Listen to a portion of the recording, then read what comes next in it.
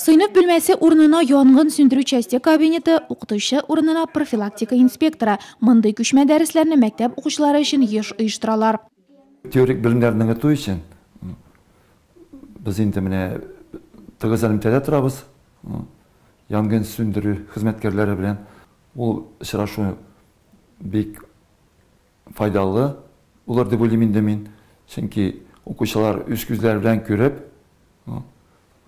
янгын сөндерү хезмәткәрләре белән аралашып, аларга төрле сораулар биреп, уңай җаваплар алалар.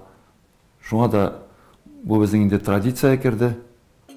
Янгын сөндерү җайланмасы нидән ясалган, аны ничек кулланырга, ут чыккан очракта нигә шкаф эченә яки карават астына качарга ярамый? Гадәти булмаган дәресне укучылар тында алмыйча тыңлады.